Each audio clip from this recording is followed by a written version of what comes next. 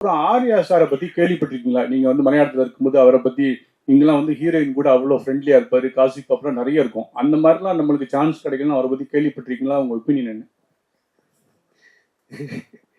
இது ரொம்ப நல்ல கேள்விப்பா. இது இந்த மாதிரி எல்லாம் யாரும் கேள்வி வைக்க முடியாது. அவர் உங்க வயசுக்கு வந்து அனுபவிக்கல இல்லையா? அவர் சைல்ட்ஹுட் கேட்கிறியா நீ? நான் சார நடிக்கிறதெல்லாம் பார்த்து ஆச்சரியப்பட்டிருக்கேன்.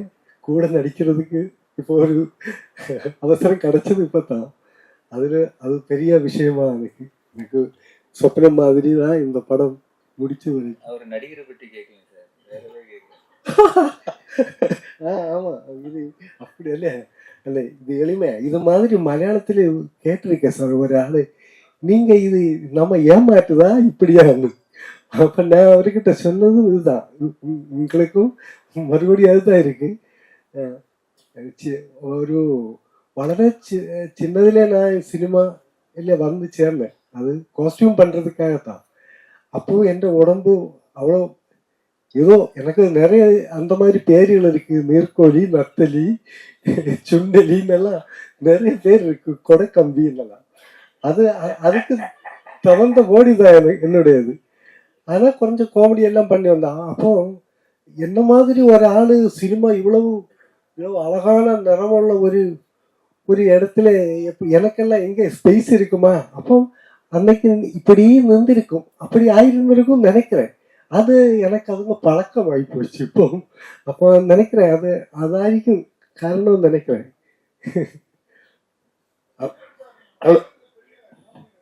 சார்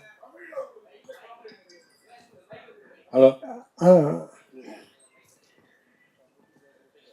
சார், தமிழ்ல உங்களுக்கு பிடிச்ச காமெடி நடிகர்? ஏன்னா நீங்க இன்னைக்கு சீரியஸ் கேரக்டர் எல்லாம் பண்றீங்க, ஒரு பீரியட் காமெடியில நீங்க அங்க கிங்கு. இன்னைக்கு தமிழ்ல உங்களுக்கு பிடிச்ச காமெடி நடிகர்? நம்ம குரு மாதிரி தான் நாகேஷ் சாரு. இப்போ உள்ளவங்கள இப்போ எல்லாரும் கவுண்டமணி சார் அவரு விட இப்படி எல்லாம் இப்போ இருக்குது. கண்ணாசு நம்ம மറ്റേ தடிச்சா எல்லாரும் நல்ல காமெடி பண்றது ஈஸி இல்லை சார். ஆனா எனக்கு அந்த கஷ்டம் தெரியும். அதுதான் கேரக்டர் பண்றது மாதிரி காமெடி பண்ண முடியாது. அது நீங்க ஏதோ செய்து யாரும் சிரிக்காம இருந்தா உள்ள ஒரு மாதிரி உரி போயிடும். அதுதான். டைரக்டர் சார், ஒரு கேள்வி. இந்த படத்துல ஒரு டயலாக் வருது, இதுல பார்த்தேன் நான் ட்ரெய்லர்ல. இலங்கையில முன்னாடி இருந்த ஒரு டெரர் குரூப்போட ஏதோ ஒன்று அப்படின்ற மாதிரி ஒரு எந்த டெரர் குரூப்பை நீங்க மீன் பண்றீங்க? அது சினிமா தான் பார்க்கணும் சார். அது கொஞ்சம் சில சினிமையில் இருக்கிற சில விஷயங்களை இப்போ சொல்ல முடியாது. அதுதான்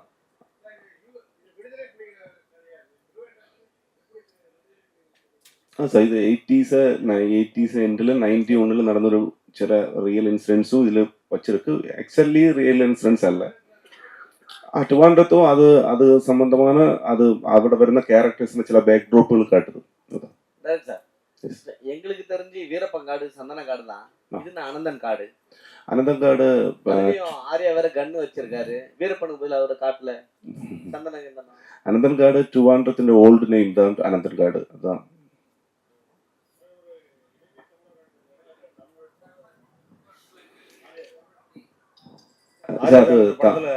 அது படம் அப்புறம் தான் சொல்ல முடியும். என்ன சார்? இல்ல அவரு சொல்றாரு, நான் தமிழன் சொல்றாரு. அதுல கேள் ஒரு ஆள் ப்ளீஸ். படத்துல அவர் நான் கடைசியில தமிழன் சொல்றாரு. அது வந்து தமிழ்நாட்டு தமிழரா போராளியா நடிக்கிறாரா இல்ல இலங்கை போராளியா நடிக்கிறாரான்னு? இல்ல சார், அது சினிமா பார்த்தா தான் பார்க்கணும். அது கண்டென்ட் ரிவீல் பண்ண முடியாது. ட்ரெய்லர்ல சொல்லிட்டீங்களா? என்ன ட்ரெய்லர்ல வருது இல்ல, ட்ரெய்லர்ல என்ன புதிய வைக்கணுமோ அது மட்டும்தான் சொல்லி இருக்கு.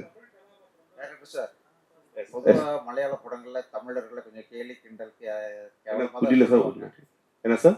பொதுவா மலையாள படங்கள்ல இதுவரைக்கும் தமிழர்களை கொஞ்சம் கேலி கிண்டல் பண்ணி தான் கேரக்டர் ஸ்கெட்ச் கொடுத்துருக்காங்க. இந்த படத்துல இப்படி ஆர்யாவை ஹீரோவாக்கி அப்படி பண்ணணும்னு உங்க எப்படி ஐடியா வந்துச்சு சார்? ഞാൻ ഓൾമോസ്റ്റ് ഒരു 20 years அசிஸ்டன்ட் டைரக்டரா டைரக்ட் பண்ணியிருக்க ஒரு 5-6 படம்.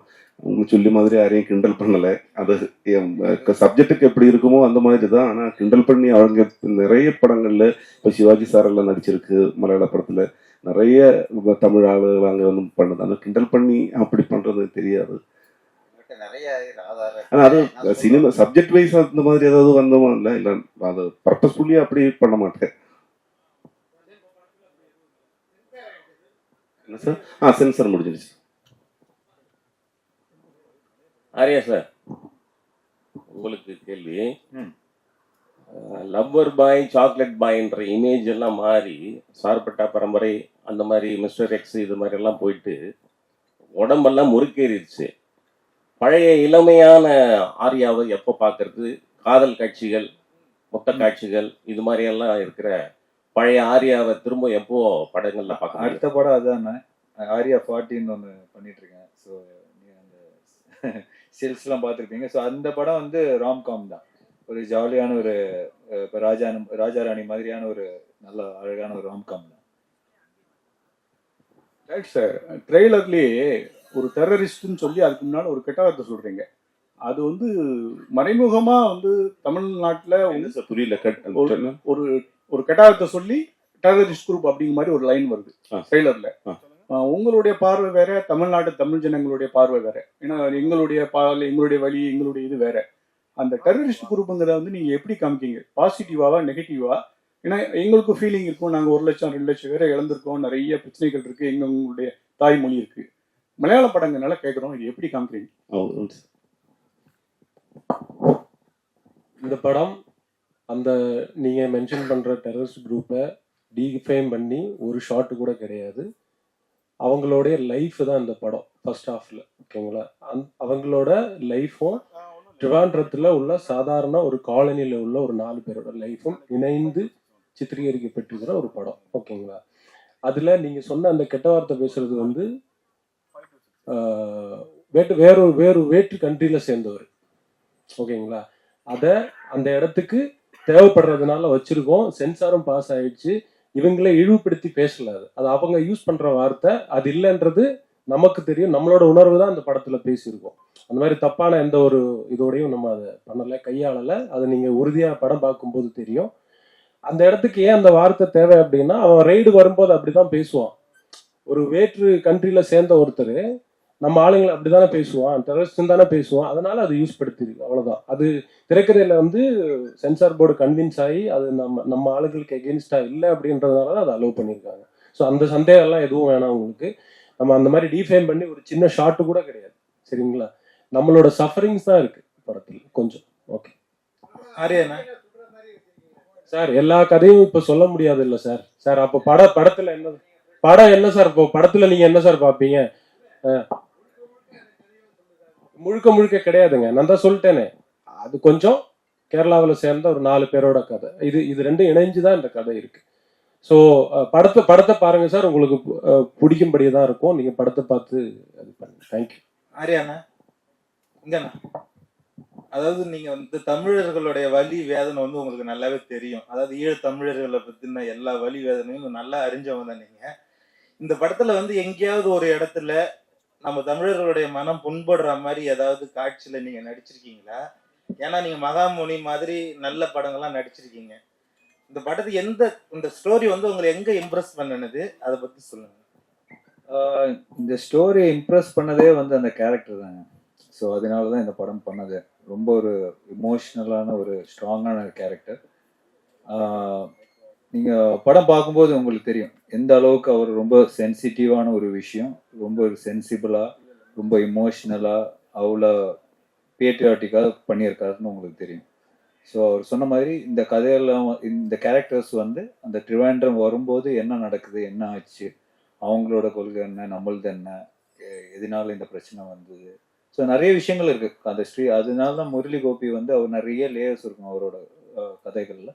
ஸோ நிறைய லேயர்ஸ் சேர்ந்து எப்படி அது கிளைமேக்ஸுக்கு வரைக்கும் தூக்கிட்டு போகுது, கிளைமேக்ஸில் என்ன நடக்குது. ஸோ இதுதான் இது ப்ராப்பர் ஒரு எல்லாருக்கும் புரியுற மாதிரி ஒரு ப்ராப்பர் ஆக்ஷன் ட்ராமா தான். ஒரு பொலிட்டிக்கல் பேக்ட்ராப் இருக்கும். பொலிட்டிக்கல் ஃபிலிம் கிடையாது, பொலிட்டிக்கல் பேக்ட்ராப்ல நடக்கிற ஒரு ப்ராப்பர் ஆக்ஷன் ட்ராமா. நன்றி நண்பர்களே. இந்திரன் சார் சார், நீங்க கருப்பு படத்துல வந்து ரொம்ப இன்னசென்ட்டா வருவீங்க. ஆனா இந்த படத்துல அப்படியே ஆப்போசிட்டா பண்ணிருக்குன்னு சொல்றீங்க. மக்கள் வந்து இப்ப கொண்டாடுறாங்க, உங்களை தமிழ் மக்கள் வந்து கொண்டாடுறாங்க. இதே வந்து மலையாளத்துல வந்து கருப்பு எப்படி போயிட்டு இருக்கு. இப்ப இந்த படம் வந்தா உங்களுடைய இமேஜ் எப்படி இருக்கும் தமிழ்நாட்டுல? நல்லா இருக்கும். அவருக்கு இந்த ஃப்ரைடே ஒரு லவர் பாய் ஒரு படம் ரிலீஸ் ஆகுதுங்க நாளைக்கு. அவருக்கு நிறைய இமேஜ் இருக்கு கேரளால. ப்ரொடியூசர் சார், சின்ன சின்ன ஆசையா நாளைக்கு ஒரு ரொமான்டிக் ஃபிலிம் ரிலீஸ் ஆகுது அவருக்கு. ப்ரொடியூசர் சார் சார் இல்ல ப்ரொடியூசர் சொல்லுங்க. பேசும்போதெல்லாம் நீங்க ஒண்ணு சொன்னீங்க, அந்த டெரரிஸ்ட் குரூப்பை பத்தி நாங்க பேசல. அந்த டெரரிஸ்ட் குரூப்னா யாரு? எங்களை டெரரிஸ்ட் தான் சொல்றீங்களா? ஆஹா, அதாவது அந்த டெரரிஸ்ட் குரூப்னு சொல்ல அந்த வார்த்தை ஏன் பயன்படுத்தி இருக்குன்றது வெளி கண்ட்ரியில சேர்ந்தவர் தான் பயன்படுத்தி இருக்காங்கன்னு சொல்றேன். அதுதான் சொன்னேன், அதுதான் மென்ஷன். அதாவது இன்னொரு வேற்று கண்ட்ரியில சேர்ந்த ஒருத்தர் தான் அந்த வார்த்தையை வந்து நம்ம ஆளுங்களை அது சொல்றாங்க. அதுதான் அந்த கதைக்களம்னு சொல்றேன் நான். நீங்க எங்க மனநிலையில தான் இருக்கீங்க, டெரரிஸ்டா நினைக்கலாம் இல்ல. அதே மாதிரி இன்னொரு கேள்வி, அனந்தன் காடு நீங்க டைரக்டர் ஹீரோ எல்லாம் சொல்றதை பார்த்தா தமிழருக்கும் ஆனந்த காடா இருக்கும்னு நினைக்கிறேன். கண்டிப்பா ஆனந்த காடா இருக்குமான்னு தெரியல சார், தப்பான காடா இருக்கு. நிச்சயமா நண்பர்களே, தயவு செய்து இப்ப நீங்க இந்த கேட்ட கேள்விகள்ல இதோட முடிச்சுட்டு இதை தன்னையில்லா பண்ணாம